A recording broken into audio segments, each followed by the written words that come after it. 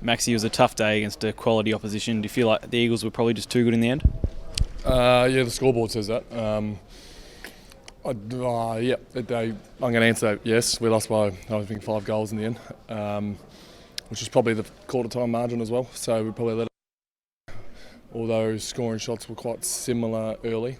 They were easy goals. They kicked 2 kick-out goals, which are very rare, and they kicked 2 and a quarter, which is a bit disappointing. But still don't take away the pride that I have in the group in how they played today, how they fought back from a quarter-time result.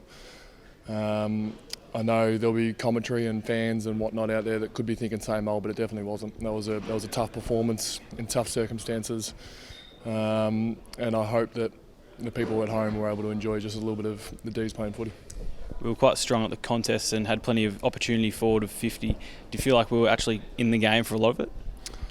Yeah, we were. I mean, I felt in the game right until the end. It's quite funny with 22-minute quarters, you still feel like you've got another 10 to go and can still run over the top. And all the boys have reported back saying they felt fit in the fourth quarter, so potentially we could have gone a little bit harder maybe early. They're all things we're learning, which we'd like to play next week, but unfortunately that's not the case at this point. But we had 2 debuts, 5 for the club, relatively small forward line.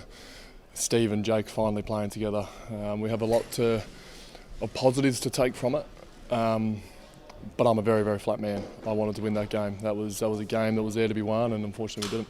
It's been a crazy few days. When did you guys find out that the season was being postponed? To be honest, man, we found out about 3 hours before the game, which, I mean, everyone did, but credit to the boys.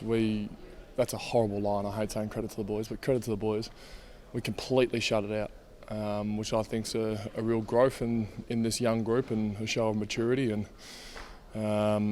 once again, it didn't look like we coped with it out on the ground, probably because we lose by 5 goals, but we did, and we coped with the late flight, and we coped with being away from our family during this tough time. So I'm really, really proud of what we dished out, apart from the scoreboard.